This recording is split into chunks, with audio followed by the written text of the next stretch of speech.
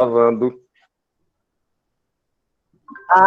Então já está gravando. Eu nunca tinha gravado por aqui, estava achando que ia aparecer.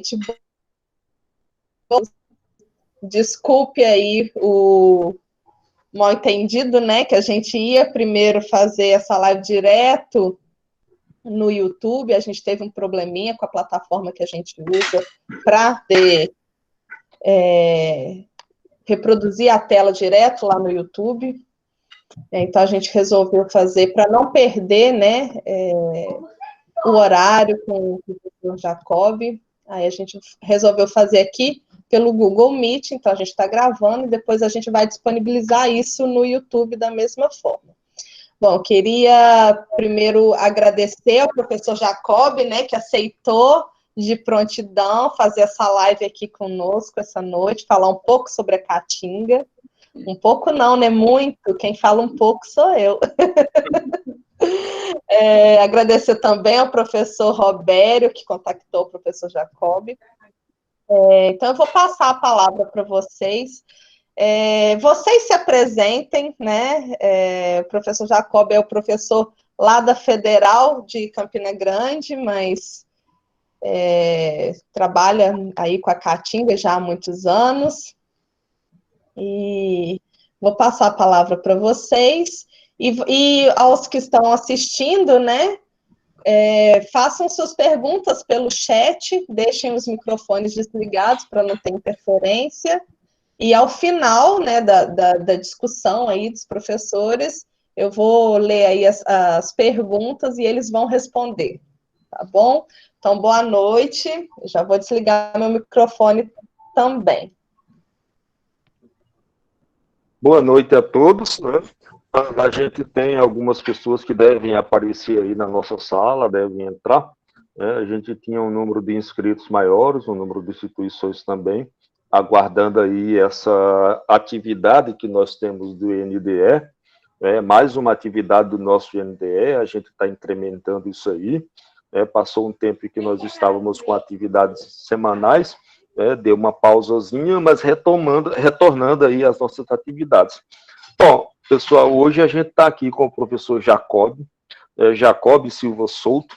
Então, eu tive a honra de ser estudante do professor Jacob, não que ele seja velho, pelo contrário, ele é muito novo, né? Mas eu tive a honra de fazer disciplina com o professor Jacob, né? Depois a gente se encontrou mais algumas vezes, não tem muito contato em si, não tem muito trabalho junto, mas a consideração, a condição de que ele é uma referência em trabalhos com restauração de Caatinga já está mais do que consolidada. Então, nada mais justo que a gente convidar o professor Jacob para falar um pouco sobre a restauração de Caatinga, para falar um pouco sobre a degradação. Eu sou professor do Departamento de Ciências Florestais, formado lá na antiga UFPB, quando era reunida, né? Depois passou a ser o UFCG, mais recentemente houve uma alteração do Departamento de Engenharia Florestal, o Jacob vai falar que é o qual ele está vinculado, e eu fiz mestrado, doutorado na Universidade Federal de Lavras, no Departamento de Ciências Florestais o mestrado, e de Agronomia, de Agricultura, o doutorado. Venho trabalhando com a parte de recuperação desde a época do doutorado, desde o princípio do doutorado. Né? A ênfase maior foi semeadura direta, mas fui ampliando, expandindo isso aí, e hoje a gente tem um leque de informações, um hall de trabalho já estabelecidos em campo, em avaliação.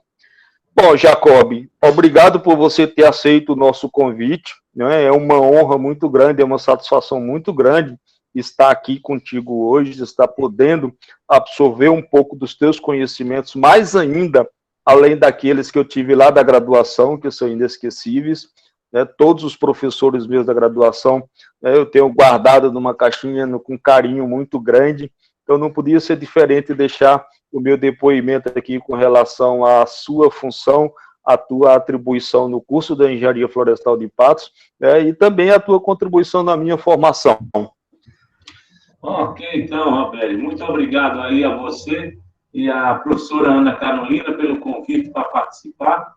Também gostaria de dar uma boa noite a todos os que estão participando da sala. Seria muito bom se nós não tivéssemos nessa pandemia e estivéssemos participando ao vivo aí, ou em Aracaju, ou aqui em Patos, na Paraíba, ou em qualquer evento aí que nós nos encontrássemos. Me chamo Jacob, né? Já estou há 27 anos aqui na Paraíba. Como o professor Rombério falou, nós iniciamos na UFPB. Aqui na Paraíba, nós só tínhamos uma universidade federal. Quando foi em 2002, aí foi desmembrada. Então, há 18 anos, nós estamos na UFCG, ou seja, Universidade Federal de Campina Grande. O curso é o mesmo, de Engenharia Florestal, e nós, na época de UFPB, éramos departamento. E hoje passou para essa situação de unidade acadêmica de Engenharia Florestal. Na verdade, tudo é a mesma coisa, é só para algumas nuances que houveram aí, mas formato parece-me o mesmo. E estou atuando, como disse a vocês, há 27 anos. Eu sou engenheiro agrônomo de formação, fiz mestrado na UFPB, em Areia, e fiz doutorado lá na Unesp, em Botucatu, no estado de São Paulo. E me considero hoje um engenheiro florestal, por adoção. Trabalho com caatinga durante todo esse tempo aí, os 27 anos. Aqui, nosso curso completou 40 anos, Roberto. O ano passado, nós comemoramos 40 anos do curso de Engenharia Florestal aqui na Paraíba. É um dos cursos mais antigos aqui do Nordeste, né? Se não for o mais antigo, principalmente aqui no semiárido, nós somos o mais antigo. Além da graduação, eu atuo também na pós-graduação. Acabou há pouco tempo meu mandato na coordenação do Programa de Pós-Graduação em Ciências Florestais, e aqui eu ministro a disciplina Ciclagem de Nutrientes em Agroecossistemas. E também atuo na UFPB, lá em Areia, há 20 anos, só na pós-graduação, em nível de mestrado e doutorado. E tenho orientado, né, atualmente estou aqui com 6 orientados aqui em nível de doutorado e mestrado, e a gente tem trabalhado basicamente em cima de ciclagem de nutrientes em ecossistemas aqui florestais, principalmente da Caatinga.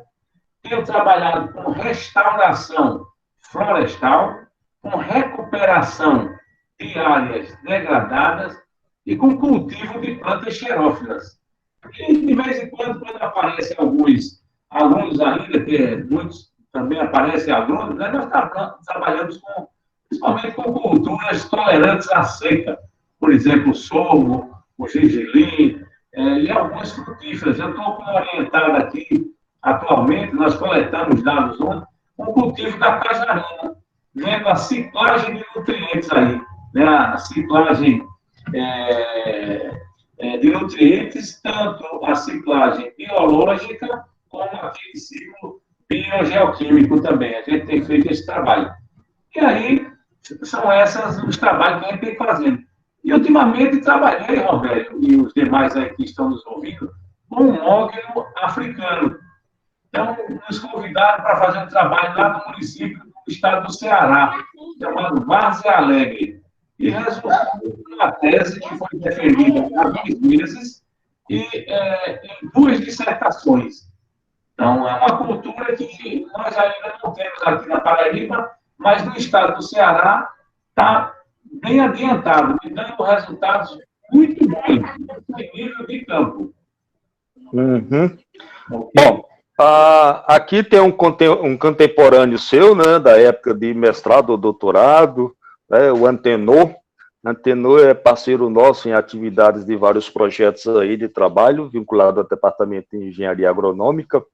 Então, sempre, quando eu mencionei o seu nome lá, quando ele viu, o Jacob aquilo é doido, olha o que ele falou, o Jacob aquilo é doido.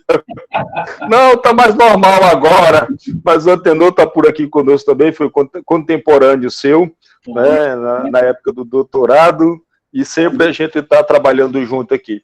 Bom, Vamos começar um pouquinho de trás para frente, já que você, na nossa temática aqui do título, já que você mencionou, conta um pouquinho para mim da tua experiência com restauração de caatinga. Como surgiu isso? Como que isso tem se consolidado dentro dos teus grupos de trabalho? Olha, Roberto, na verdade, eu estava num congresso lá em Santa Catarina e conheci o professor Ademir Reis. Conversando com ele, e ele foi um dos que iniciaram esses trabalhos de restauração aqui no Brasil, né? Principalmente lá na região sul. Ele me conversou e terminou me convencendo a trabalhar aqui na região. E as regiões, olha, a região sul e a região nordeste, são dois polos bem antagônicos, né? Assim, em termos de clima, tudo.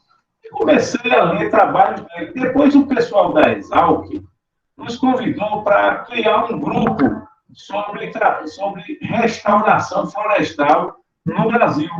O Ricardo Rodrigues, lá da Exalc, né, e os colegas dele lá também, da Unesp, e fizemos esse grupo. Foi o primeiro grupo do Brasil. Só que trabalhar com restauração na Caatinga é muito diferente de trabalhar na Mata Atlântica, lá na região sul. Nós tivemos que fazer várias adaptações. Então, eu estou trabalhando desde 2008, são 12 anos trabalhando com restauração, principalmente com técnicas nucleadoras. Isso é um processo de desertificação. Aqui no estado da Paraíba, nós temos uma região que fica entre a Paraíba e o Rio Grande do Norte, que a gente chama de núcleo de desertificação do Seridó. E amanhã de manhã, 4h30 da manhã, eu já estou indo com 12 alunos, com 3 veículos, que a gente vai fazer coleta de dados.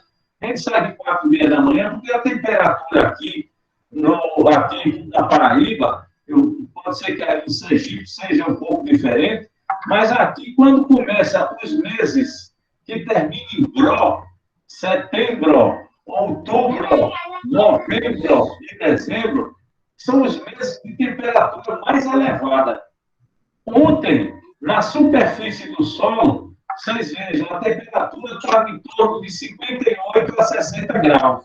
Isso medido lá, né, com o termômetro, que a gente também fica fazendo essas estimativas, aferições aí, tanto na superfície como em profundidade. Então, a gente começa trabalhando mais cedo, sai de 4h30, mais ou menos uns 50 minutos a área experimental. Quando for 5h30, começa e a gente trabalha até a hora que dá certo. Então, geralmente, quando dá meia hora, para e ninguém trabalha mais à tarde, porque ninguém aguenta, não. O calor, a temperatura está muito elevada, enquanto você sai para tomar água, almoçar, aí você perdeu todas as forças. Aí você tem que descansar, porque aí a energia não dá mais, não. Mas aí essas técnicas nucleadoras nós temos obtido dados excelentes aqui, principalmente com poleiros artificiais, transposição de galhadas, transposição de solo, e uma técnica, Robério, professora Ana Carolina e os demais aí que estão participando dessa sala, que nós denominamos de técnica bocage. Então, é uma coisa que foi criada por nós aqui, nós estamos tentando já patenteá-la, e o primeiro trabalho foi apresentado na República Tcheca em 2012, essa técnica de bocage. Muito interessante. E o bom disso aí, gente, é custo zero, praticamente zero, tá certo? Porque para a gente trabalhar com restauração não é fácil. A gente tem que ser bastante persistente, porque senão termina desistindo. Mas eu gosto de trabalhar e nós vamos continuar trabalhando, Roberto. A bocage foi uma adaptação que você fez das nucleadoras do Ademir Reis, porque a bocage, contrário, dá teu nome, Jacob. Não é isso? Não, você parece ter uma bola de cristal, mas essa não foi ideia do Ademir, não, né? O Ademir trabalha com outras técnicas similares à nossa, né? Por exemplo, o poleiro artificial lá. geralmente eles fazem um anelamento em uma árvore e ela seca. Aqui, como nós não temos praticamente espécies arbóreas com aquelas dimensões, né, de âmbito de caule, para a gente usa barrotes de madeira com 2,20 m de comprimento, e na parte superior dele eu faço uma inserção e coloco um galho, simulando uma árvore. Então, excelente. Inclusive, eu estou com um material que foi publicado há uns 3, 4 anos, muito bom, junto com a professora Flávia, da Universidade Federal de Alagoas. Exatamente, ela foi a coordenadora desse material, e nós publicamos aqui um capítulo muito interessante nele. E se vocês entrarem em contato com ele, está aqui, a aplicação de técnicas nucleadoras na restauração de áreas degradadas do semiárido brasileiro. Ô, Jacob, me fala o seguinte, você já tem áreas consolidadas que você falou aí, usando as técnicas nucleadoras há pelo menos 12 anos, né? O que não funcionou nas tuas experiências de Caatinga? O que você não recomenda? É verdade. Veja uma coisa, nós tentamos aqui o plantio de mudas. Infelizmente, não obtive sucesso, não. De 2012 até 2019, foram praticamente 7 anos de seca. Então, aqui, o período de chuva nosso, Roberto e os demais, geralmente gira em torno de 3 meses, 90 dias. Esse ano, por incrível que pareça, aqui em Patos, que é a região mais central do estado da Paraíba, Roberto, choveu quase 1.100 milímetros. Isso não é normal. Geralmente aqui chove 500, 400, 600 milímetros, e gira em torno disso. Então, esse ano foi atípico. 1.100 milímetros, em torno disso, 1.090, 1.100 milímetros. Mas o principal fator para a gente recuperar ou restaurar uma área, Roberto, é cercar a área, tirar os animais, principalmente bovino, caprino, ovino e outros de dentro. A gente tem que ter esse cuidado. Esse é o principal que eu faço. Agora, aqueles núcleos de Anderson, plantio, transplantio de muda, não funcionou aqui. Ou seja, o isolamento da área e simular a regeneração natural parece que é o pulo do gato da Caatinga. A gente tem uma condição muito mais favorável. Aqui em Sergipe, eu particularmente, a gente teve uma experiência com um estudante de mestrado, né? Nós trabalhamos com semeadura direta numa unidade de conservação chamada Monumento Natural Grota do Angico. O Igor, na época, ele trabalhou com plantio de mudas, semeadura direta, usando irrigação, não usando irrigação, mas o trabalho, o resultado não é muito favorável, porque você também tem um pouco de ganho com plantio de mudas, mas usando a irrigação, isso encarece muito, torna-se inviável. Quando o Igor fez uma avaliação simples, não foi minuciosa, mas uma avaliação que dava para a gente ter uma base, o custo por hectare dava em torno de R$14.000, você pensar em plantar muda ou fazer semeadura direta. Ou seja, o nosso catingueiro, o nosso homem da Caatinga, que vive da agricultura de subsistência, a renda média dele está em torno de R$1,5 salário, né? Uma variação aí de R$1,5. Como é que o cara vai pagar R$14.000? Então, essas ações, elas tendem a ser muito mais subsidiadas do que por iniciativa legais, em que o cara tem que fazer, o produtor teria que fazer. Então, eu não considero também, a gente tem uma certa dificuldade, teve dificuldade, né, os resultados do projeto em que o atendeu coordenador do Águas de Sergipe também trabalhou com plantio de mudas, e o estabelecimento realmente é um problema, porque o déficit hídrico no período seco é muito elevado. Então, a gente não consegue fazer essas mudas estabelecerem, a gente não consegue, de alguma forma, tornar isso efetivo em termos de sobrevivência. Eu concordo com você, Roberto. E algo muito interessante, Roberto, Quando eu comecei esse trabalho aqui, e tenho acompanhado também em outras áreas, inclusive no Rio Grande do Norte, muitas das pessoas me chamam para lá, que é um estado vizinho a nós aqui, no estado de Pernambuco também. Trabalhar com restauração, a gente tem que trabalhar com uma equipe multidisciplinar. Só nós, engenheiros florestais e agrônomos, sozinhos, fica muito difícil. Quando a gente insere nessa equipe o biólogo, é excelente. Esse profissional, ele nos ajuda muito a entender, principalmente, a propagação, tá certo, das espécies que estão ali naquelas áreas do entorno. Então, depois que eu comecei a entender, a estudar previamente o comportamento das aves, aí a coisa caminhou bem. Então, o biólogo é fundamental nessa hora aí que nós estamos trabalhando com restauração. Por isso que a gente está fazendo também, não captura, mas a gente usa binóculo, usa as máquinas fotográficas, naqueles horários mais adequados do dia, por exemplo, no início da manhã, por exemplo, de 5 horas da manhã até as 8, em cima daquelas torres, nós fizemos com andaime, e aí a gente fica tirando fotografia, vendo quais são as espécies que frequentam, né, com maior assiduidade a área. A mesma coisa, no caso dos transplantes, principalmente de material para fazer a transposição de galhadas, para ver répteis, tudo isso aí, né? Mocó, preá, tudo isso a gente faz filmagem desse material, tira fotografia, mas é excelente. É onde a gente começa a entender na área como é que as espécies começam a aparecer. Aqui quem tem mais aparecido são duas euforbiáceas.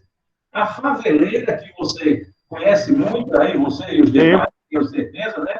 Quinidósculos lá, quercifólios, o próprio peão, o manso peão bravo. Por incrível que pareça, são as espécies que mais aparecem. E depois começa a aparecer a própria jurema, a preta, a branca, e aí começa a povoar o material. Na verdade, quando a gente cerca a área, primeiro, a gente está dando condição para criar matéria orgânica. Porque sem matéria orgânica no solo, não há vida no solo. Certo, isso é o princípio, a gente ter uma produção de biomassa significativa nessas áreas, e a partir daí você melhorar esse perfil, né, químico do solo, você incrementar essa matéria orgânica. Jacob, diante do que você está me falando, você tem mensurado essa biodiversidade nessas áreas todas que você tem plantado, de flora e de fauna? Sim, sim. Nós temos material, inclusive está disponível nas plataformas aí das pós-graduações em nível de dissertação e de tese, e alguns trabalhos que foram já publicados em periódicos. Você sabe que para nós da pós-graduação, principalmente, a gente precisa publicar em periódicos já com um nível já mais elevado, porque você vê, nós estamos aqui no nível 3. A gente tem que aumentar, e para esses periódicos aí com JCR lá em cima, demora para sair as publicações.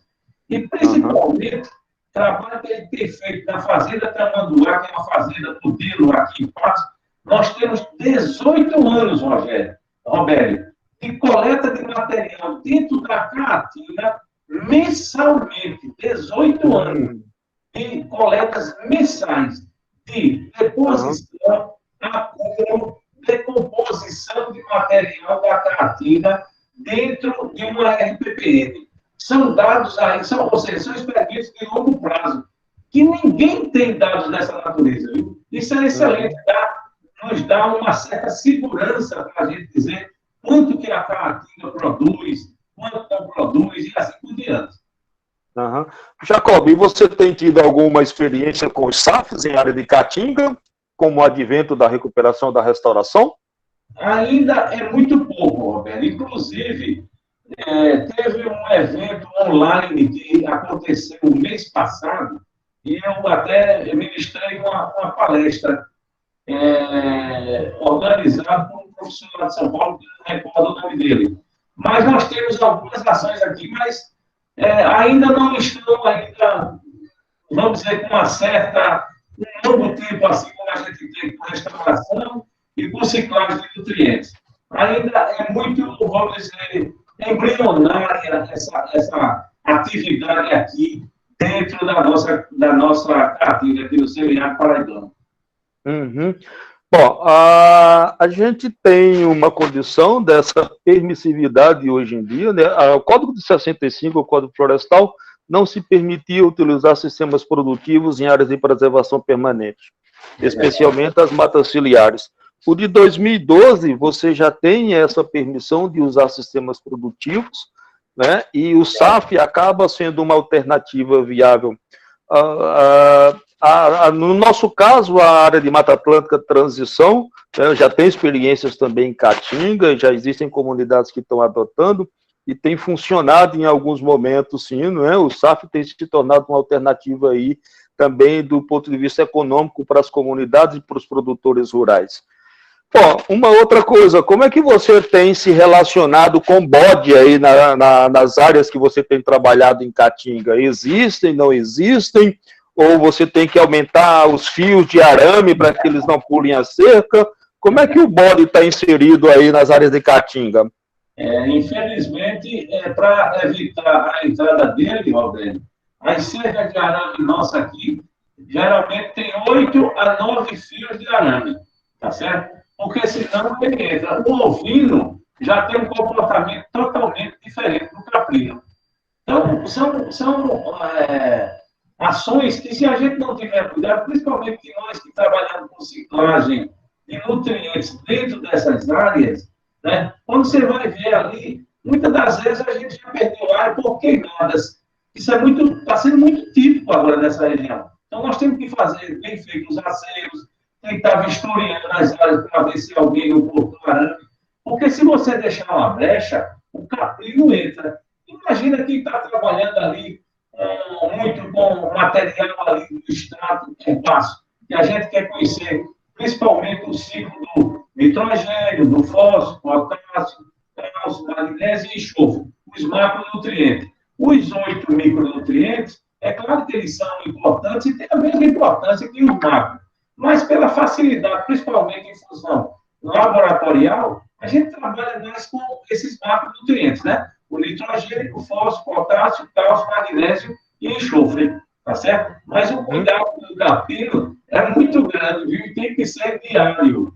Bom, isso acaba encarecendo bastante, né? Porque você fazer uma cerca com 9 fios de arame, 8, 9 fios de arame, o gasto de arame é muito grande. E o preço disso acaba. Você tem aí o valor da estaca, o preço da estaca, mas o preço do arame, o custo por unidade aí de hectare vai lá em cima em termos de recuperação e restauração. É verdade. Aí por isso que a gente tem trabalhado com essas técnicas com custo praticamente zero, porque para amenizar ou minimizar o custo que houve com a seca. Não é fácil. Aqui, como nós temos muita jurema, que é uma espécie pioneira, então o pessoal tira bastante aí, porque ela se regenera com uma facilidade muito grande. Então, uma estaca hoje, Roberto, de jurema, está na faixa aí de R$2. Veja como está barato ainda aqui, dentro da Caatinga. Você falou no início e você tem razão. Geralmente a renda do homem do campo aqui, ela não passa de um salário mínimo e meio, não. Isso é bem menos mesmo. E uma roda de arame hoje, Roberto, está em torno aí, girando em torno de R$380 a R$400. Então a gente tem que ser prudente na hora de levar essas técnicas para o produtor, porque senão a gente já começa espantando-os, né? E aí fica difícil de fazer. Mas a universidade tem dado suporte, a gente tem aprovado alguns projetos na época com o CNPq, e aí nós fizemos isso. E o bom é que há uma replicabilidade muito boa e as pessoas começam a acreditar. Agora, nós temos que fazer trabalhos, Roberto, eu perdi muito tempo fazendo trabalho pulverizando em locais diferentes. Hoje não. Nós essa área de restauração são 12 hectares, totalmente fechada, tá certo? Faz 11 anos que nós trabalhamos nela. E na Fazenda Tamanduá, que é uma fazenda modelo aqui próximo a nós estamos trabalhando há 18 anos numa reserva particular do patrimônio natural. Então, não adianta a gente ficar pulverizando, experimenta aqui, porque aí a gente não tem aquela certeza, aquela segurança na replicabilidade dos dados. Ô, Jacob, e o que você tem experimentado aí para as áreas em processo de desertificação? São áreas que estão aí degradadas por excesso de sais, por salinidade? Aqui em Patos tem muito disso aqui. Eu, quando cheguei em Patos, inicialmente eu comecei a trabalhar com o problema com sais. Mas não é fácil, Roberto. O que o governo federal já jogou nesses perímetros irrigados para recuperação dessas áreas é uma quantidade enorme e continua do mesmo jeito. Eu sou defensor que a gente deva trabalhar nessas áreas com espécies que se adaptem àquele ambiente. Aí sim, o coqueiro, por exemplo, o atriplex, tá certo? Tem outras espécies aqui que se dá muito bem aí, né, nesse tipo de área. Porque se a gente for fazer drenagem, tá certo? For fazer todas essas estruturas que é da engenharia civil, o custo é altíssimo. Todos os perímetros irrigados aqui na Paraíba, Roberto, estão desativados, parados. São os donos dos lotes que estão tocando ali, com bananeira, com coqueiro, uma goiaba, uma coisa, outra. Mas eu hoje prefiro trabalhar nessas áreas com espécies que se adaptem ao ambiente. Aí sim, esse é o caminho. Certo. Jacob, quando a gente pensa em termos de restauração ecológica, né, e você deu um passo grande trabalhando, levando as técnicas nucleadoras, eu lembro que quando eu participei do simpósio em 97, em Piracicaba, o Ademir apareceu com as técnicas nucleadoras, né, a ala mais ortodoxa da ciência da recuperação naquela época, falava assim, puxa, o Ademir é um doido, esse cara é louco, isso não existe, né? E hoje a gente vê que o Ademir é uma pessoa consolidada nessa área, né? Trouxe uma contribuição enorme, uma nova visão de processos de restauração, né? Um incremento muito grande em termos de biodiversidade, a gente saiu daquela fase de coquetel de leguminosas para pensar em ampliação de biodiversidade e de diversidade ou biodiversidade de uma forma geral, e novos hábitos, né? Porque nas décadas de 80, 90 só se pensava no componente arbóreo. Desprezava-se as poáceas, desprezava-se de alguma forma os arbustos, e a gente tinha como base os levantamentos de vegetação, a fitossociologia, e só se trabalhava com componente arbóreo, especialmente as leguminosas. Isso caiu, isso deixou de existir porque você comprovou aí, né, que existem outras espécies que são muito mais atrativas para a fauna do que especialmente as leguminosas. As leguminosas têm a sua contribuição, sim, mas elas não são exclusivamente determinantes desse processo. A minha pergunta é, a gente tem uma gama de trabalhos muito grandes de recuperação, restauração, usando os diversos métodos aí para áreas de Mata Atlântica, áreas de Cerrado, né, a Amazônia já tem um leque muito grande, e quando a gente pega essas florestas tropicais mais úmidas, a base da ecologia da restauração vem daquela classificação dos grupos ecológicos. Aquela classificação lá dos grupos ecológicos bonitinhos não funciona muito para a Caatinga. Como é que você se relaciona com essa dinâmica de sucessão em áreas de Caatinga? Não é fácil não, como você bem afirma, Roberto. Sempre a gente convida alguns colegas, aí nós temos agora no nosso centro aqui, na sua época nós tínhamos só apenas o curso de Engenharia Florestal e Medicina Veterinária. Hoje nós temos o curso de Biologia diurno e noturno e temos o curso de Odontologia também. Então, o pessoal da Biologia, eles nos ajudam bastante aqui. E estão gostando disso. Inclusive, até eu agora Estou aprendendo com eles lá como fazer captura de répteis. Por exemplo, cobra e outros, eles fazem armadilha dentro dessa área que eu trabalho há bastante tempo, e isso é muito interessante. Então, esse pessoal, eu tenho aprendido muito com ele, tá certo? É por isso que minha formação, como eu te falei, eu sou engenheiro agrônomo de formação, mas na universidade eu entrei no curso de engenharia florestal e hoje me considero um engenheiro florestal por adoção. Eu divulgo e assim por diante. Mas, retornando um pouquinho aí, antes de responder, eu consegui trazer, junto com os outros colegas aqui do nosso curso de florestal, o Ademir Reis aqui para a parte.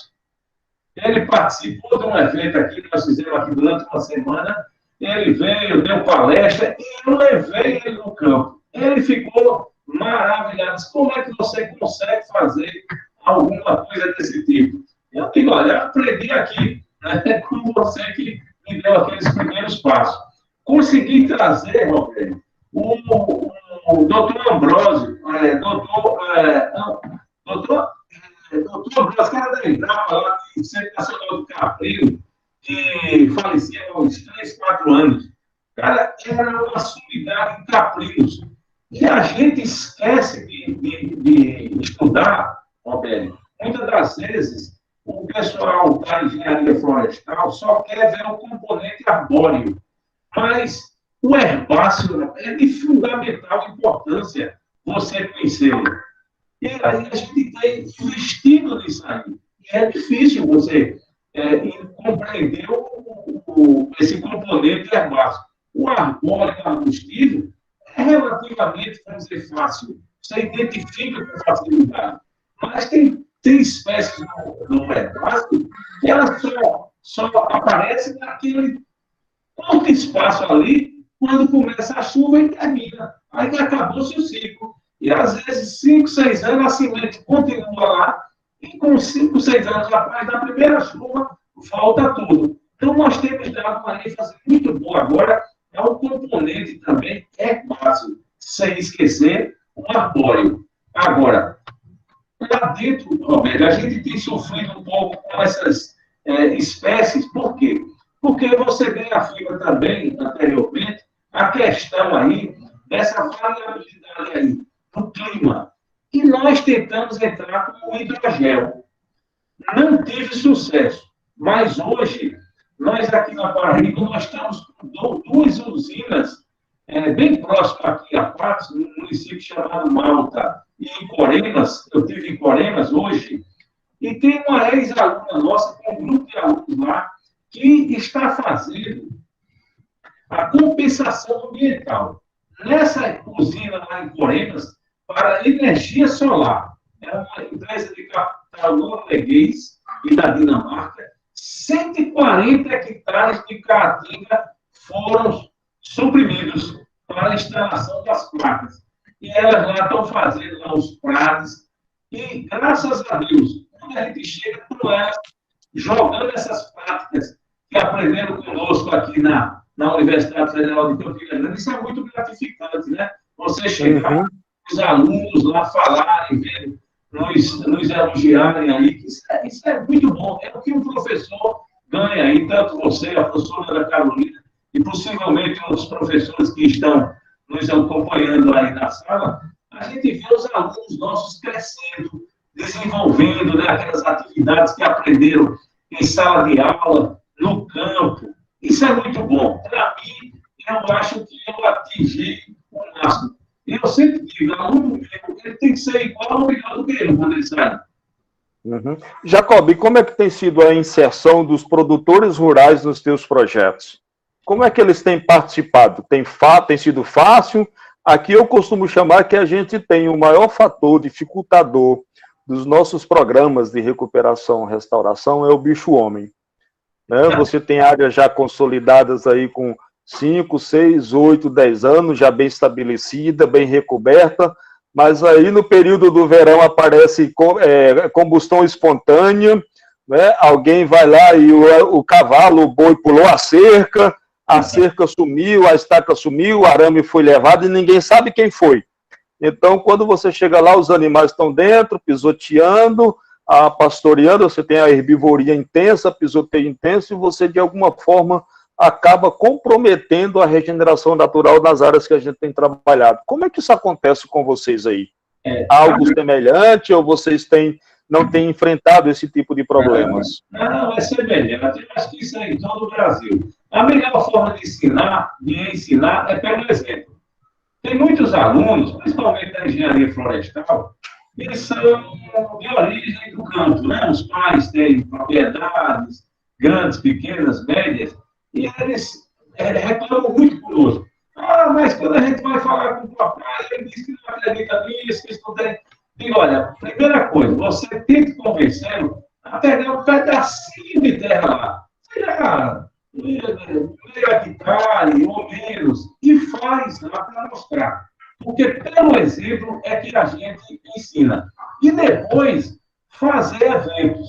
Nós fizemos, em 2012, Roberto, uma vitrine tecnológica. A primeira vitrine tecnológica do Seminário da Paraíba. Nós conseguimos colocar em torno de 140 pessoas participando, entre alunos, professores, alunos, quando eu digo do ensino superior, né, principalmente de engenharia florestal, de agronomia, mas o nosso alvo era aquele aluno do ensino infantil, do Fundamental 1, do Fundamental 2 e do médio, dos municípios circunvizinhos. Então, aí a gente preparou o café da manhã, o almoço, o lanche da tarde, fizemos aquelas estações. E eu colocava 3, 4 alunos em cada estação.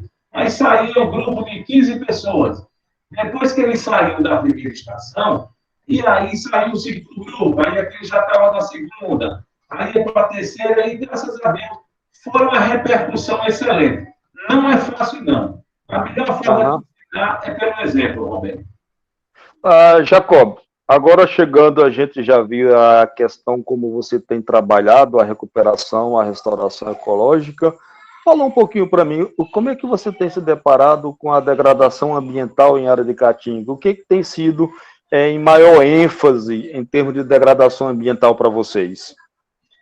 Veja, aqui na nossa região, aqui, eu não conheço a de vocês, mas aqui as indústrias, principalmente de cerâmica, são grandes consumidores da Caatinga. Infelizmente, a Caatinga ainda continua sendo as espécies da Caatinga retiradas para uso, principalmente nessas cerâmicas, nas olarias, panificadoras, pizzarias e assim por diante. É claro que existe aquela fiscalização, mas sempre aparecem alguns caminhões de lenha aí carregados nas caladas da noite aí para suprir essas necessidades. Agora, Roberto, às vezes eu até criticar. Por quê? Com esses planos de manejo. Eu acho que o plano de manejo que é autorizado pelo governo, Roberto, é um desmatamento, tá certo? Vamos dizer assim, autorizado. Porque, gente, o pessoal diz que a Caatinga se regenera com 20 anos, 25, 30. Não é verdade isso, não. Se for numa região como a nossa, onde predomina uma Caatinga do tipo hiperxerófila, aqui eu estou trabalhando numa área que eu falei para vocês há 12 anos, que ela começou na década de 1950, no século passado, com o cultivo do fumo. Como o fumo foi perdido na época aqui, principalmente o seu valor na nossa região, foi substituído pelo algodão. Então, quando foi na década de 80, o algodão começou a ter uma produtividade muito baixa, houve o ataque do bicudo, e viu-se que na região do Cerrado, o algodão tinha uma produtividade maior. Óbvio, terras planas, profundas. E o problema do Cerrado é o quê? Acidez do solo.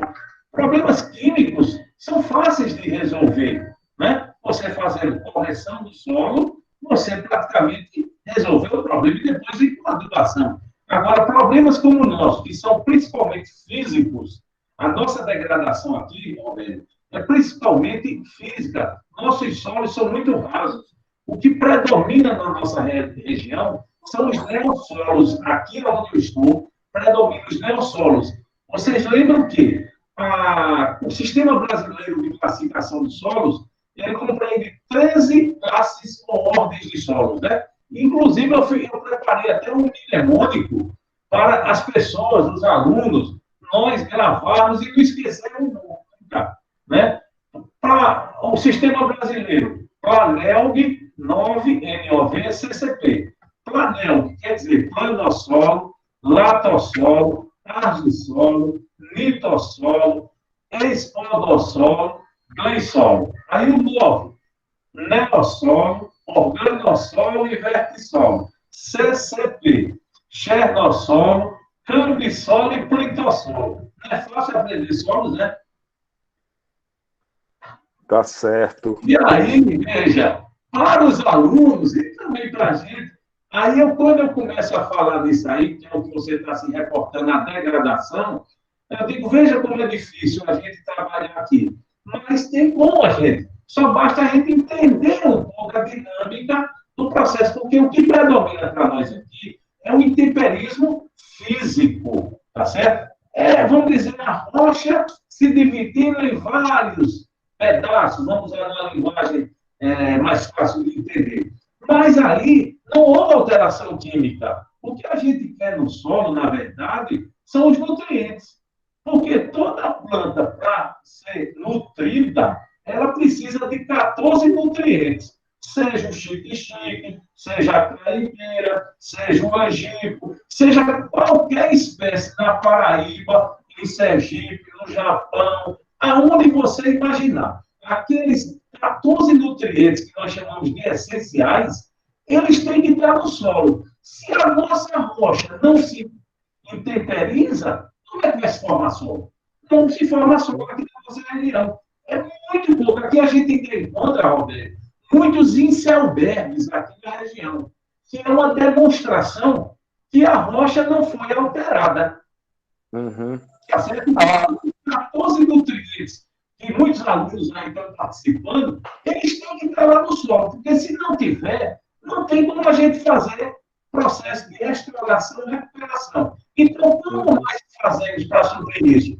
Mantendo a matéria orgânica no solo. Aí, a gente vai ter, com a sua decomposição e depois mineralização, a liberação do nitrogênio, na forma de nitrato ou amônio, né? O fósforo na forma de ácido fosfórico, né? Um ortofosfórico, depois vem o potássio na forma de K+, o Ca, que é o cálcio, na forma de Ca2+, o magnésio Mg2+, e o enxofre na forma de sulfato, SO4 mais menos. E os micronutrientes, eu sempre ensino aos alunos que é bom gravá-los por ordem alfabética. Boro, cloro, cobre, ferro, manganês, molibdênio, níquel e zinco. Olha como é fácil a gente gravar, né? Esses nutrientes aí. Sim. A gente também, Jacob, enfrenta problemas semelhantes, né? As olarias, as cerâmicas são potenciais degradadoras das nossas áreas de caatinga, o consumo de lenha é altíssimo e muitas das vezes não se tem licença ambiental, não se tem autorização, mas faz. A outra coisa no nosso estado também que é bastante evidente em termos de processo de degradação está associada à expansão de agricultura pecuária. Então, são dois vilões que a gente tem observado aí, especialmente em área de nascentes.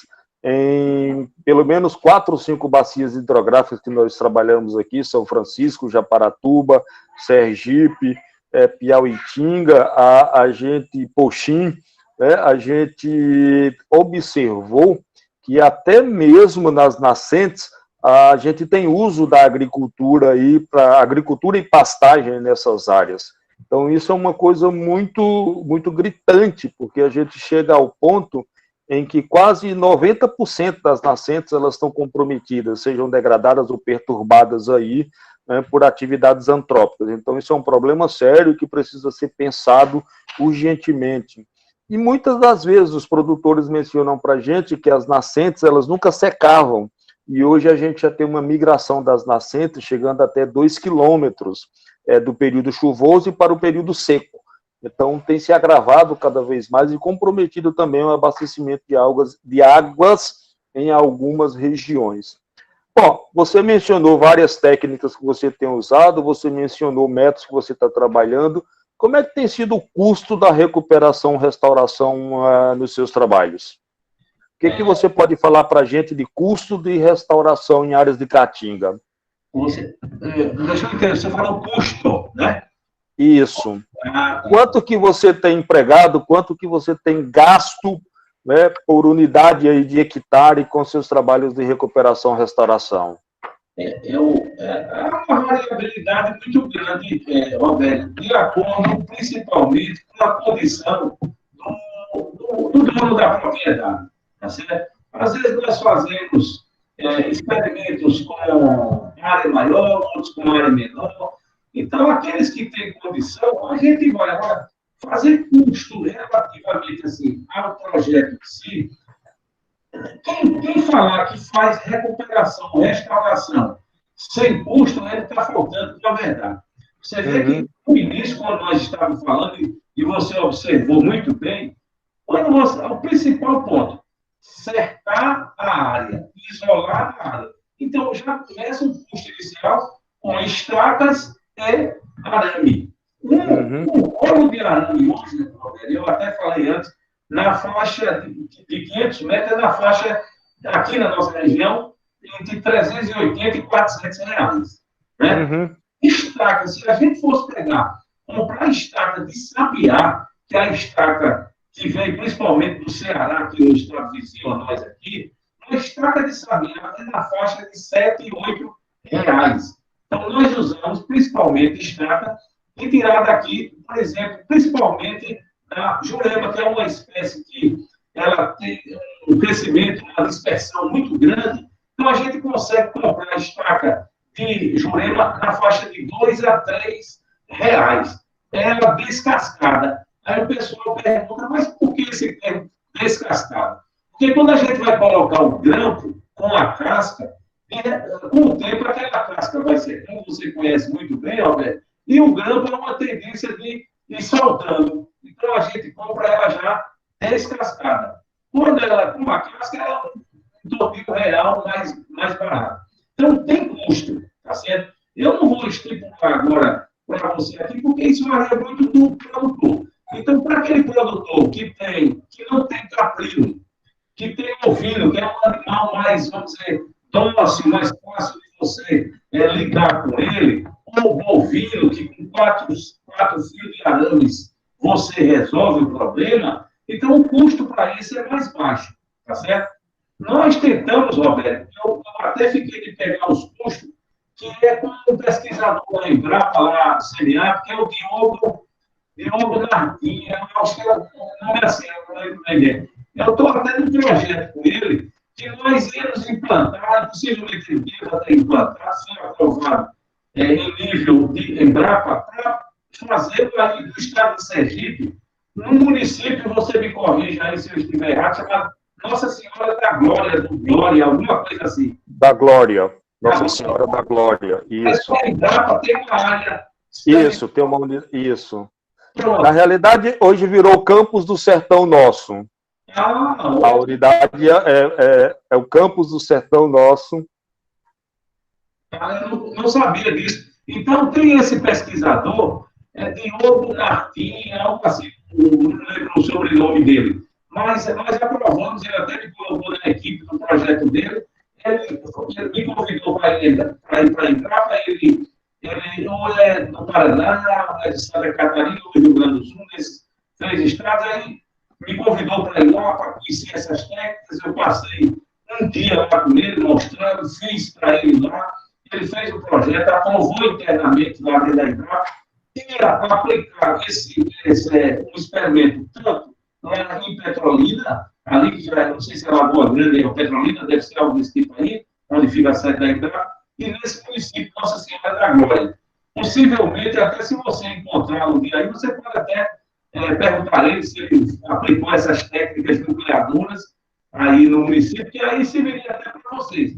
E de antemão, Roberto, algo interessante. Aqui na Florestal, o pessoal da tecnologia da madeira, da silvicultura, eu ainda não fui, mas eles vão muito visitar a Lagoinha da Bahia, né, onde tem algumas empresas lá de celulose e assim por diante daquela região.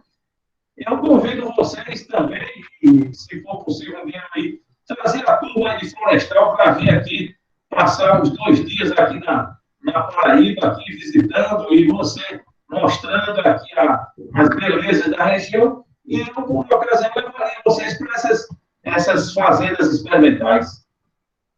Bom, vamos fazer isso sim. Para a gente fazer uma síntese e abrir o espaço um pouco para as perguntas, de forma bem resumida, o que você, né, só para a gente reforçar, o que você recomenda para a restauração? Técnicas nucleadoras, primeiro, isolamento da área, que é uma obrigação, obrigatório, as técnicas nucleadoras com as adaptações que você acabou, de alguma forma, introduzindo para as áreas de caatinga. Exatamente. Primeiro, isolamento da área. Isso aí é inegável. Segundo, tem que mostrar ao agricultor que recuperação e ou restauração não é nada a curto prazo. É médio e longo prazo. No caso nosso específico aqui, é a longo prazo, porque a gente o fator chuva é fundamental. Sem água e sem matéria orgânica no solo, não tem como recuperar e como restaurar a área. Então, o produtor, o proprietário, ele tem que estar ciente de que, primeiro, ele tem que isolar a área.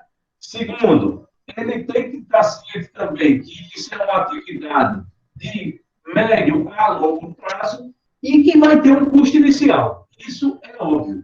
Agora, há políticas, né, municipais, estaduais e federais que muitas das vezes, junto ao Banco do Nordeste, você pode aprovar aí, né, projetos para pilotos, para que você possa disseminar essas práticas numa região tão carente como essa nossa e tão rica como é a Caatinga. Uhum. E o que você não recomenda definitivamente? Veja uma coisa, eu aqui na nossa área aqui, o cultivo de plantas de mudas é muito difícil. O ideal é se nós levássemos mudas já com um porte elevado, tá certo? Então, mudas com torrão, com sistema radicular bem formado, curvas profundas, tá certo? Aí a gente teria um sucesso. Isso eu vi, não por... Mas você acredita que isso pode potencializar a sobrevivência? Porque, primeiro, para mim, a muda de porte mais elevado, isso implica num custo mais alto de recuperação. Né? Depois, o período mais crítico para essas mudas de porte mais elevado, ela está justamente no período posterior ao de crescimento, que veio de restrição hídrica. E para a caatinga, normalmente, você tem solos muito rasos, então o estabelecimento dela, do sistema radicular, né, acaba sendo mais superficial, e isso você tem problemas aí. A gente também tem um período de estresse hídrico aqui, novembro, dezembro, janeiro, né, hoje já tem um chuva até outubro, já chove, ainda chove um pouco, não regular, mas chove, mas novembro, dezembro e janeiro, nós são extremamente secos. E aí é onde você tem o maior período de mortalidade, a maior mortalidade. Então, assim, para o nosso caso aqui, quando as mudas vão com porte mais elevado, a gente observou também para algumas áreas que a sobrevivência ela diminui. E quando você... que a gente tem chamado, que a gente tem trabalhado como um padrão de mudas para plantar em campo? Não aquela recomendação que está na lei de sementes e mudas de 20 centímetros no mínimo. Bom, 20 centímetros no mínimo é um critério, mas a gente tem usado uma altura de 30 a 40 e um diâmetro do colo mínimo de 5 milímetros. Então, a muda nesse padrão aí, a gente tem conseguido uma sobrevivência relativamente boa. Se ela for menor que 20 centímetros, a nossa mortalidade aumenta, e se ela for mais do que 70, também a gente tem uma alta mortalidade. Então, a gente tem se deparado com esse tipo de problemas na nossa condição, Jacob. Realmente, mudas aqui, essas que de tubetes, nem adianta a gente levar para o campo aqui, não, que como o nosso período aqui é muito curto, geralmente a taxa de sobrevivência é baixíssima. Ou a gente leva a muda, e aí aumenta o custo, como você levou, leva a muda já com uma determinada altura, um diâmetro maior, senão, por contrário, eu não recomendaria aqui na nossa região, não. Eu ainda insistiria com os poleiros artificiais, a transposição de galhadas, a técnica focagem e uma outra que eu falei no início, mas eu acho que eu não comentei, foi a transposição de solo. Né? Ou seja, nós pegamos aquela camada que a gente tem, serrapilheira, sementes, e mais uns 3 a 4 centímetros de solo, e nós fazemos o transplantio dele. Então, nós fizemos isso aqui em 8 municípios da Paraíba. Né? Pegamos de municípios distantes, até 60, 80, 100 quilômetros de prazo, trouxemos solo, mas deu resultados muito bons. E tem uma orientada minha do doutorado que está trabalhando com isso. Agora, é um trabalho demorado. Para isso, a gente tem que entender. E nós temos trabalhado, Roberto, há muito tempo com mesofauna do solo, com macrofauna do solo aqui. Nós temos especialistas só nisso aí, trabalhar com meso e macrofauna do solo. E a atividade microbiana. São trabalhos simples. O que a gente falta muitas das vezes são pessoas aqui para trabalharem conosco, aqui nível de mestrado, principalmente, ou de doutorado. Porque a gente faz isso com uma facilidade muito grande. Quem aprende no campo, ele não esquece nunca mais.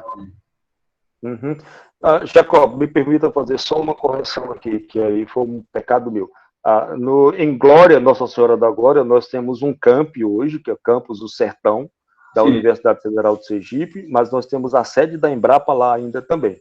Ainda existe a unidade da Embrapa em Glória. Não é uma coisa em função de outra, não. A sede é permanente. Me desculpem aí, pessoal. Bom, Ana, voltando com a Ana aqui, a nossa coordenadora, você tem algum questionamento, alguma observação, algum comentário a fazer aí na fala do professor Jacob?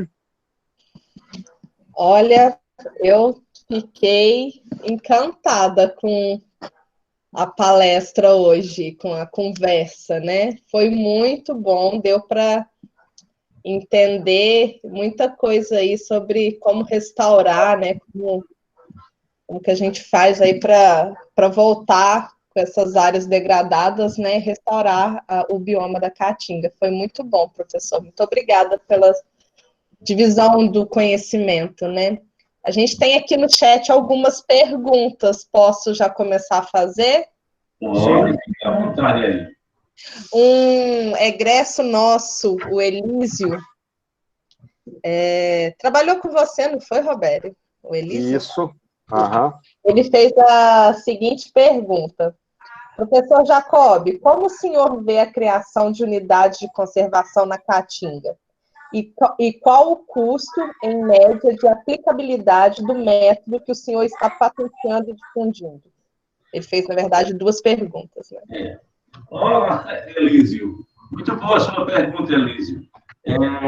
Veja uma coisa, aqui na nossa região, nós temos poucas, aqui, quando eu digo na minha região, aqui, a vizinha passa, aqui nós temos poucas unidades de conservação, certo? Mas na Paraíba, como um todo, nós temos várias unidades de conservação, isso tanto na Mata Atlântica, vindo em direção aqui à região onde eu estou. Agora, vizinho aqui, a parte onde nós estamos aqui, nós temos muito poucas, em torno de 1 a 2 unidades de conservação. Excelente! Se não fosse isso, nossa Caatinga estava ainda muito mais degradada do que está. Nós temos aqui, vizinho a nós, Elísio, Ana Carolina, Roberto e os demais que estão na sala, nós temos aqui um município vizinho a 18 quilômetros de onde eu estou, uma unidade de conservação que é a PPI, né, Fazenda Tamanduá, cujo dono ele é de origem francesa. Então, ele está aqui desde 1977 em Patos. E lá ele separou uma área com mais de 700 hectares só para uma LPPM. E o restante da fazenda dele trabalha tudo da forma orgânica. O carro-chefe dele é manga, e teve uma época que eu produzi composto orgânico lá para cultivo lá da manga e utilização lá no mangueiral dele, e também a questão da criação do gado parto suíço. Então, a manga é para exportação, e no leite do gado ele faz aqueles queijos franceses, que mandam muito para lá, e uma parte fica aqui no mercado brasileiro. Então, ele vai dar uma verdadeira contribuição para nós brasileiros de como conservar a carne. Excelente. Agora, na verdade, aí o Elísio falou sobre a questão do custo. Eu tinha até falado para a Roberto, isso depende muito da condição do proprietário. Na nossa condição aqui, no semiárido, aqui nós estamos numa região que chove em média 600 milímetros, tá certo? Tem ano que chove muito menos. Aqui, eu vou estipular aqui para você, para um hectare mais ou menos, o custo.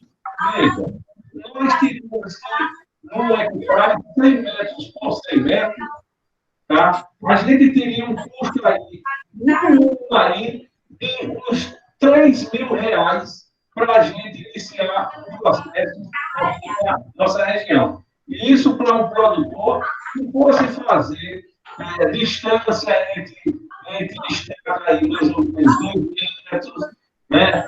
Estacas com aquela casca, tá certo? Não tendo aquela quantidade de fios de arame que nós temos lá, 8 fios, mas colocando aí 4 fios a 5 fios de arame, nós teríamos aí, em média, aí na faixa de uns R$3.500 para você fazer uma área aí de 1 hectare. Esse é o preço por hectare.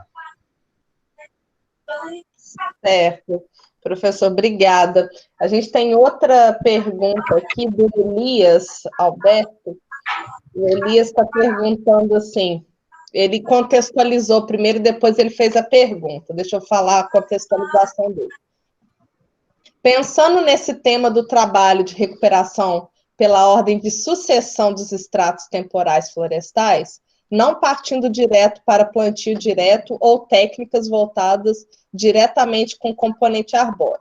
Começar pela recuperação do extrato herbáceo primeiro, com as gramíneas nativas e, após, com o solo protegido e recuperado, fazer uso da semeadura de espécies de recobrimento e grupos de diversidade.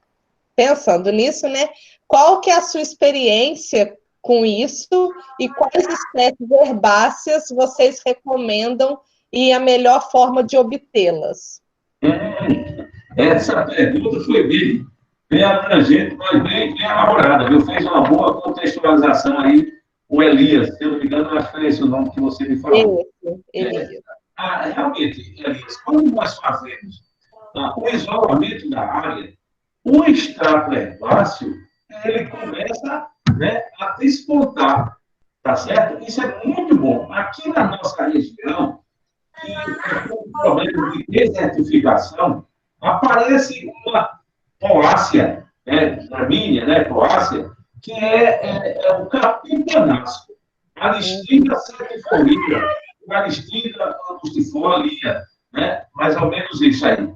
Então, essa poácea, ela invade a área porque ele gosta de sol, tá certo? Sombra, onde tem sombra, a listinga não vai de jeito nenhum.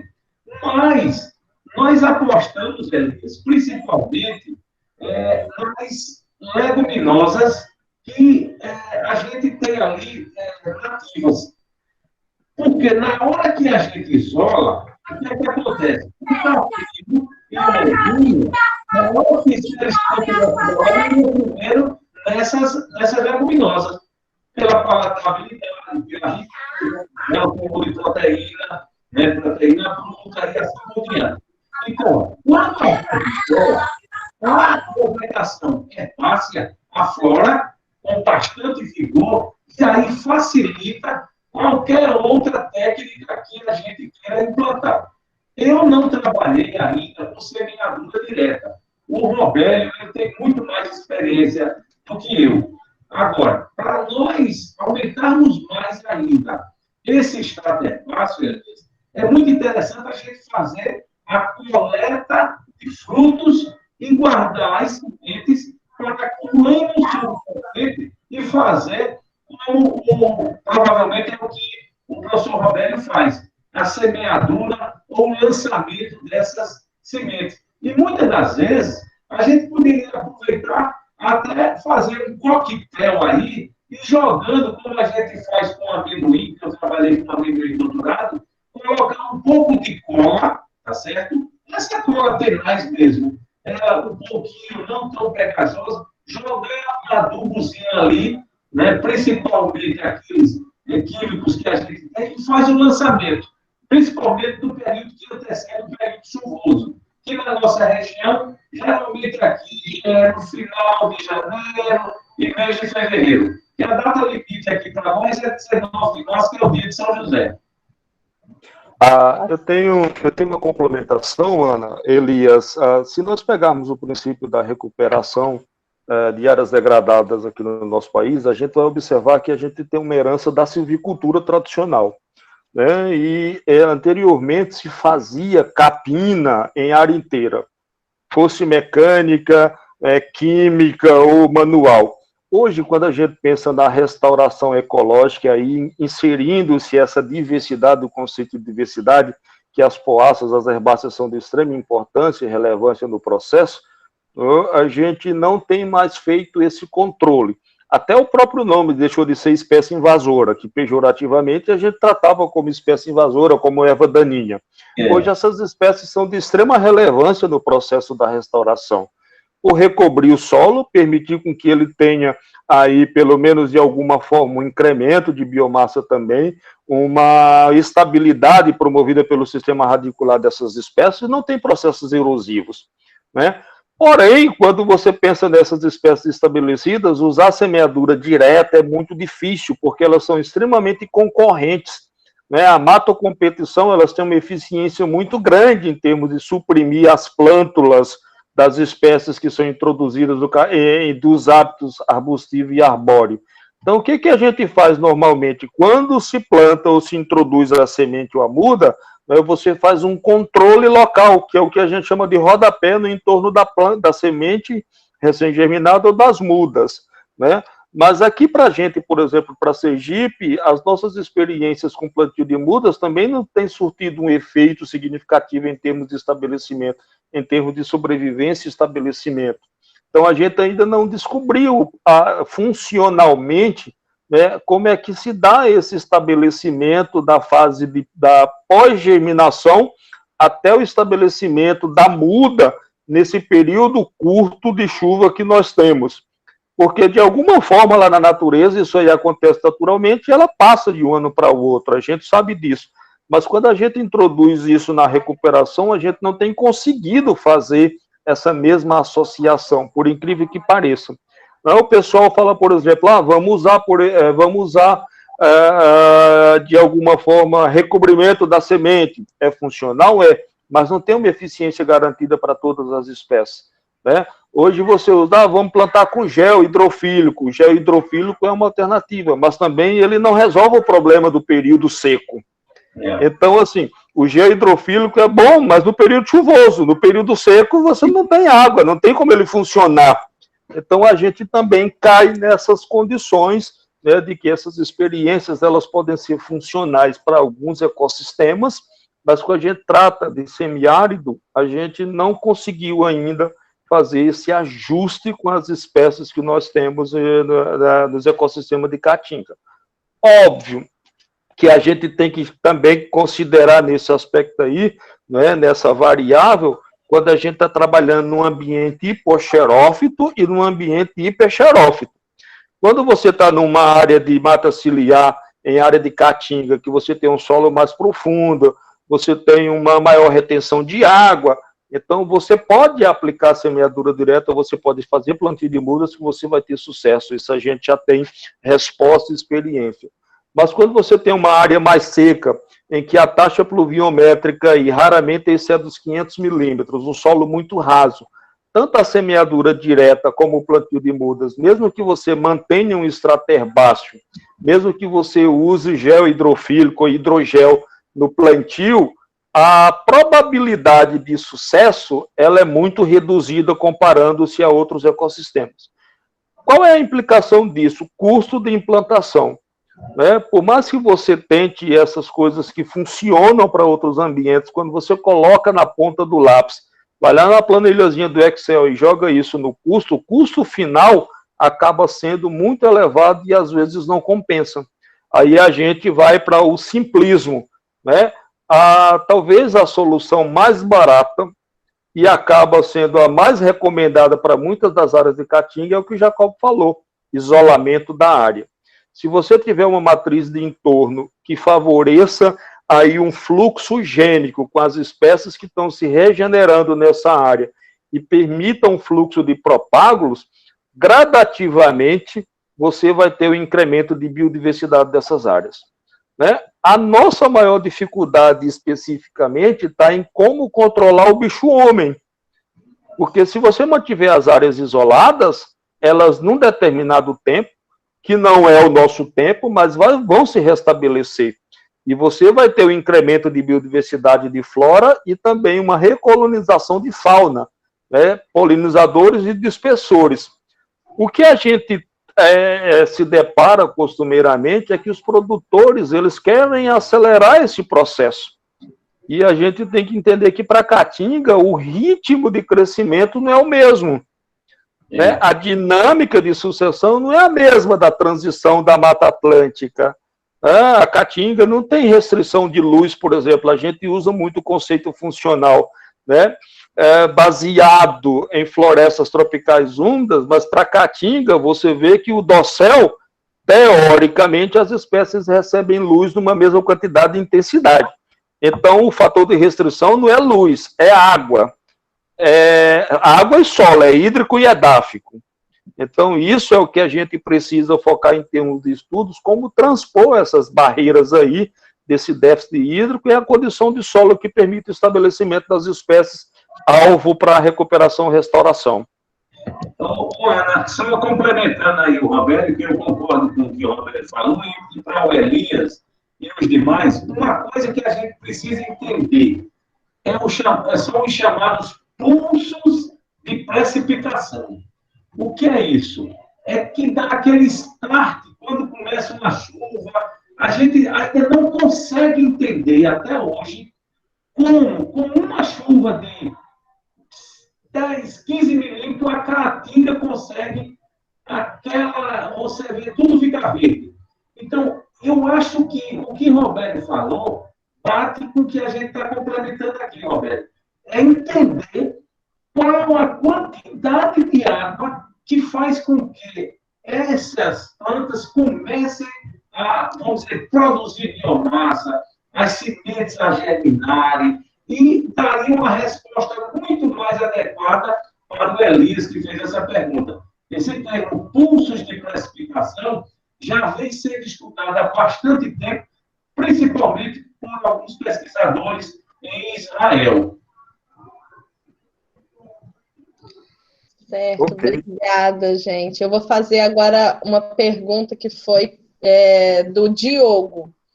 Professor Jacob, trabalho no Núcleo de Ecologia e Monitoramento Ambiental, NEMA, da Univasf. E nas áreas degradadas de transposição do Rio São Francisco, estamos trabalhando com a metodologia de nucleação com plantio de mudas e associado ao uso de semeadura direta de espécies nativas herbáceas, com alta densidade de sementes por hectare para a cobertura vegetal do solo. Vocês têm conseguido bons resultados de sobrevivência e estabelecimento nas áreas experimentais aí na Paraíba? Diogo, muito bom. Você trabalha no NEMA, no Univasf, junto à Universidade do Vale do São Francisco. Nós temos vários alunos aqui, oriundos aqui da Paraíba, trabalhando também, possivelmente com você, tá certo? tem vários. Inclusive, eu encontrei, um tempo desse, eu estava viajando aqui no final da Paraíba, já bem próximo da divisa com o Ceará, e vi vários ex-alunos nossos, junto com alguns lá de Pernambuco e de outros estados, eles estavam à procura, Roberto, de semente de mata-pasto. E eu fiquei até entusiasmado, né? Porque o mata-pasto é uma leguminosa excelente. Agora, ela é uma planta indicadora de solo degradado. Porque ela só aparece, o Roberto conhece muito bem, principalmente em locais próximos das casas da zona rural, de currais, tudo isso. Então, eu, quando comecei aqui na engenharia florestal, não sei se o Roberto chegou a fazer trabalho comigo, eu fazia trabalho em anéis de PVC. Isso é uma tecnologia bastante utilizada pelo pessoal, tanto de Lavras como da Universidade Federal de Viçosa, em que nós compactávamos o anel intermediário, né, e o de cima e o inferior não compactavam. E aí fazíamos a semeadura. Uma das únicas plantas que conseguia quebrar camada compactada e ou adensada é o mata-pasto. É uma planta indicadora de local adensado compactado. Que aí bate no que o próprio Diogo está falando, fazendo esse trabalho de cooperação em áreas aí próximo aos canais aí de transposição de água. E eles estavam fazendo lá a coleta de sementes, não era pouca, não, muitas sementes. E eles faziam a semeadura direta. Eu não cheguei a ver como eles faziam a semeadura. Mas, possivelmente, devam ter obtido algum resultado. Mas aqui na nossa região, a nucleação, eu não fui feliz com ela. Principalmente com os núcleos de Anderson.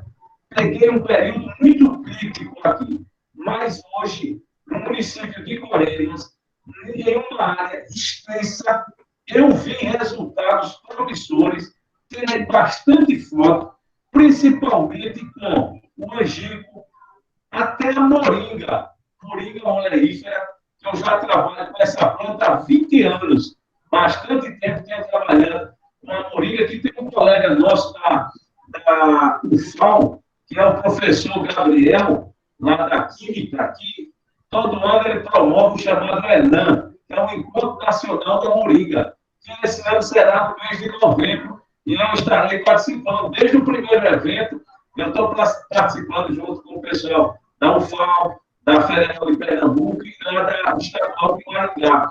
E parece que tem alguém também de Sergipe.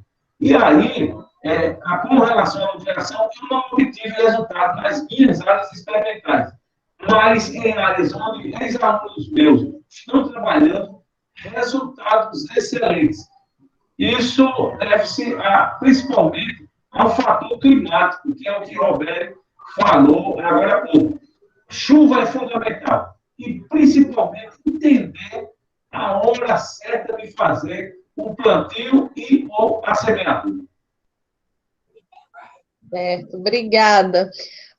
Agora a gente tem uma pergunta aqui da Elba. A Elba está querendo saber o seguinte: gostaria que comentassem sobre o papel da fauna na restauração.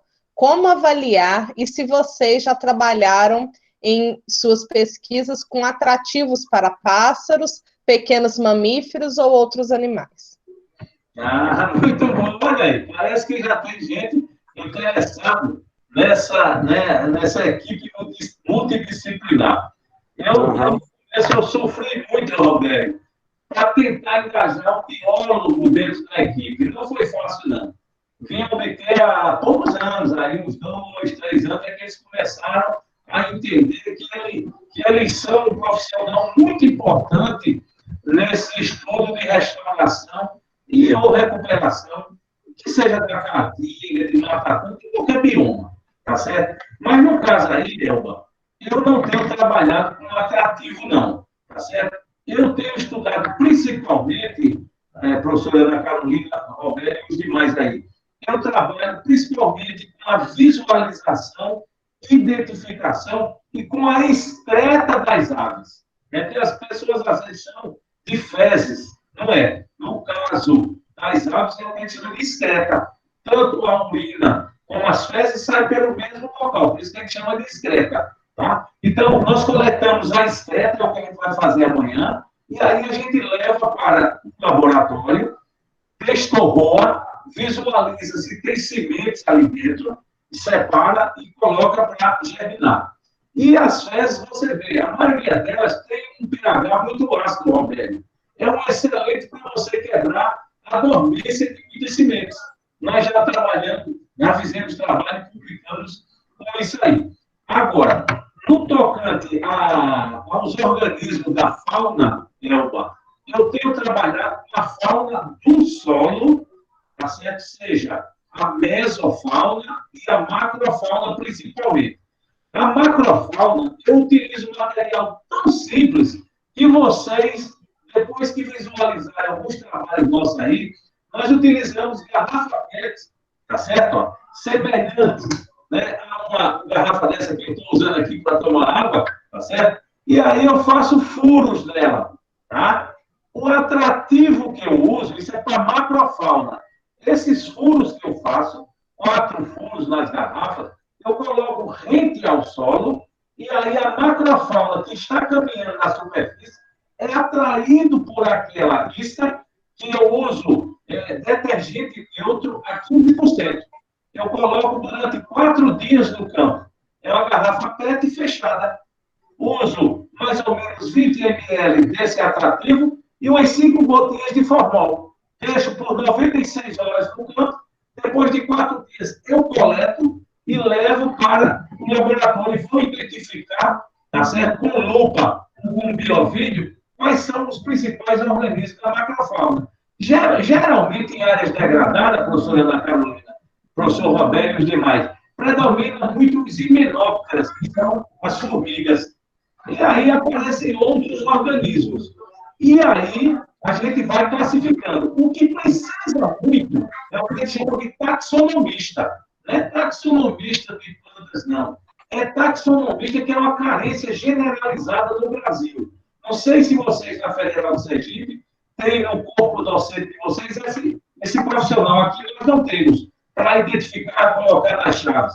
E para a mesofauna, Roberto, nós usamos anéis de ferro, de aço, de qualquer material, com 5 centímetros de altura e 5 centímetros de diâmetro. Eu coloco no solo, enterro ele no solo, retiro com aquela amostra, levo para o laboratório, Elba, e coloco no aparato de Perlese Tube. Cubro esse material com velcro e as lâmpadas em cima desse material promove um aquecimento que faz com que esses micro-organismos, esses organismos da mesofauna, principalmente ácaros e colíboros, eles migrem para a parte inferior do anel e caem dentro do recipiente com álcool a 70%. Aí depois eu levo e identifico novamente. Veja como é simples. Eu gostaria de ter alunos aí da Federal do Sergipe trabalhando conosco aqui, ou se não, um dia aí para me juntar a professora da Carolina, a Roberta e outros colegas aí, para a gente passar essas metodologias fáceis e de custo praticamente zero, que é o que eu sempre venho batendo. Porque a gente sabe que dinheiro hoje não é fácil obter. E a gente tem trabalhado assim e tem dado resultados fantásticos. Essa metodologia da macrofauna a gente chama de metodologia PROVIT. E a outra é a que a gente chama do aparato de Perlese Tube, a mesofauna. E a fauna, fungos e bactérias, é você coletar a amostra de solo ali na superfície ou em determinada profundidade e fazer a colonização em placas de PET. Elba, do ponto de vista de outras espécies da fauna, né, aves, pequenos roedores e primatas especialmente, o que se tem feito hoje do ponto de vista da restauração é investir mais em espécies que tenham frutos ou, de alguma forma, recursos energéticos para atrair essa fauna dispersora. Ao mesmo passo também que alguns insetos e até mesmo exceto alguns organismos polinizadores, o que a gente também recomenda, e tem feito isso costumeiramente, é incluir espécies que sejam mais precoces, então que comecem a produzir flores mais precocemente. Então, essas estratégias associadas aí às leguminosas de forma geral, que tem uma função, né, de produzir biomassa, mais biomassa precocemente, e também incrementar nitrogênio pela fixação biológica, a gente também pensa nessa condição de favorecer a reintrodução dos polinizadores pela floração precoce de muitas espécies e também dos dispersores pela produção de frutos, que elas têm essa condição de atrair dispersores para as áreas. Então, essas estratégias, elas são facilitadoras no sentido de que o fluxo desses animais nessas áreas, né, vai linkar com outras áreas adjacentes ali ou do entorno e permite com que haja um fluxo genético, incrementando-se tanto a diversidade como também a estrutura genética das populações que estão sendo aí introduzidas ou iniciadas numa área que se queira recuperar ou restaurar.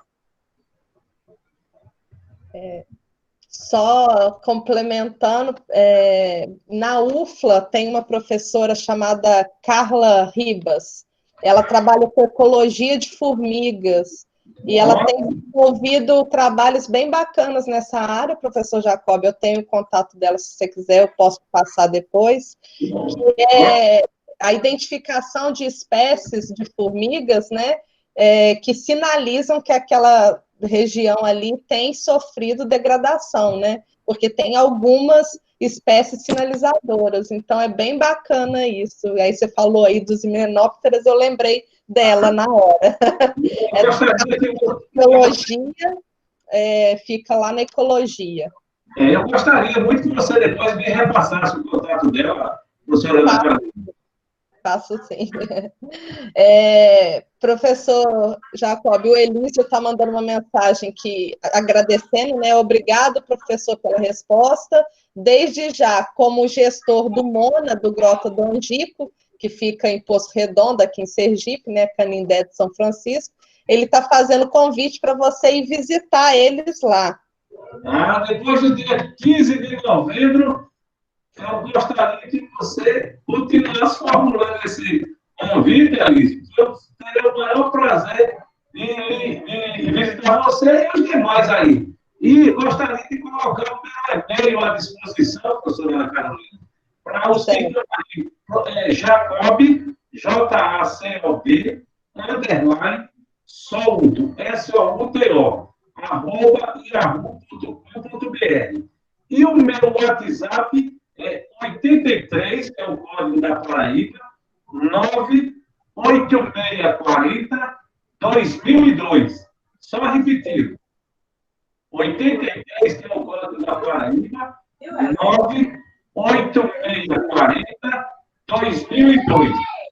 Manda um WhatsApp para a gente e diz o nome e diz: olha, eu estou naquela live, o professor Carolina Roberto, que a gente vai. Deixa que eu vou cobrar do Elísio aí a estrutura montada para trazer você aqui para visitar o MONA. Ótimo. Eu não que ele disponibilize a estrutura necessária para te trazer, para a gente visitar. E eu faço questão de estar na equipe da visita, viu, Elísio? Elísio, eu também estou me convidando para ir, tá? Porque eu não conheço. Bom, o Ramon perguntou o seguinte: professor Jacob, eu gostaria que o senhor comentasse sobre os resultados obtidos com a aplicação da técnica Bocajota, é assim que fala? Bocage. Nos trabalhos sobre sua coordenação no sertão da Paraíba. Gente, desculpa, é porque eu não sou da área. Veja uma coisa, Ramon. Essa técnica bocage a gente vem trabalhando já há bastante tempo e foi a primeira vez publicada foi no ano de 2012 na República Tcheca.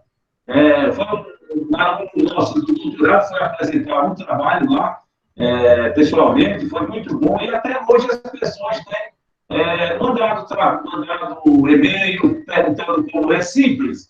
Nós fazemos a abertura, vou falar uma linguagem mais simples. Muita gente já conheceu o que é uma tábua de pirulito, já? Aqueles pequenos pirulitos, tudo furado que o pessoal vende nas feiras, principalmente em cidade pequena. Então, nós fazemos a abertura nas covas do solo e colocamos material ali dentro, retirado de baixo das árvores, que é o que a gente chama de serrapilheiro, banco de sementes. E jogamos ali, nós não fazemos semeadura. E, naturalmente, ali, como o solo foi desestruturado, foi dado uma melhor condição com matéria orgânica, acúmulo de água, a germinação é muito mais facilitada. E aí nós estamos tendo resultados excelentes, principalmente com 4 espécies. Tá certo? É um mofundo, pinhão, a faveleira, que cresce folha, e a jurema preta. Essas 4 espécies são as que têm despontado. Jacobo, o mufumbo é a croturucurana? Não, é o comiflora, o gênero é esse. Ok. A gente tem muito aqui, que está muito principalmente próximo de riacho, de copo, geralmente é trazido por pássaros, as sementes. Certo. Bom, não temos mais nenhuma pergunta. Aqui, a gente finalizou. Então, eu agradeço a participação dos professores Robério, Jacob. Obrigada, a gente está aí há 1h30 de live. Respondeu a várias perguntas, né? Perguntas interessantes. Vou deixar vocês se despedirem, né? Mas, assim, em nome do Departamento de Ciências Florestais aqui da UFES, eu agradeço muito aos senhores. Obrigada. Eu vou deixar para a Robério finalizar, que é da casa. Mas, eu gostaria de agradecer à professora Ana Carolina, ao Robério, a todos que estão participando aí na sala, possivelmente alguns professores, e principalmente aí aos estudantes e profissionais também que participaram. Espero ter deixado uma pequena contribuição com vocês, me coloco à disposição para, futuramente, depois do dia 15 de novembro, fazer uma visita aí no estado de Sergipe e, se Deus quiser, a gente está junto e colocando em prática o que nós aprendemos aí. E eu não sou, como o Roberto falou aí no início da aula, eu sou um eterno aprendiz. Eu estou aprendendo muito aí com a Ana Carolina, com o Roberto, com as perguntas, todas elas bem formuladas. Isso faz com que desperte em mim algumas coisas que eu devo acrescentar nos meus trabalhos futuramente. E coloco mais uma vez, eu acho que possivelmente deve estar gravado aí, né, Ana Carolina? O meu e-mail e o meu WhatsApp. Fiquem à vontade para usar aí, tá bem? Um abraço a vocês que estão na Universidade Federal de Sergipe e o Departamento de Engenharia Florestal. Bom, eu também agradeço muito, Jacobo, você ter aceito o convite. Para mim é uma honra muito grande estar dividindo esse espaço e esse momento contigo. A Ana, que está coordenando as nossas atividades de forma brilhante, ela assumiu essa responsabilidade no departamento do MDE e tem feito de forma espetacular. Ainda em estágio probatório, mas já é prata da casa, já é parte da equipe, né? Então, tem um espaço muito grande entre os estudantes, então ela conquistou o espaço dela. E você, assim, eu tenho a grata satisfação de ainda ter teu nome no meu currículo. Você não vai lembrar, mas a gente tem uns resumozinhos publicados, né, em congressos com germinação de algumas espécies em diferentes níveis de salinidade, concentrações de sais. Então, isso é uma grata satisfação, está lá no meu início da carreira acadêmica, lá as primeiras publicações, seu nome do Jacob Silva Souto.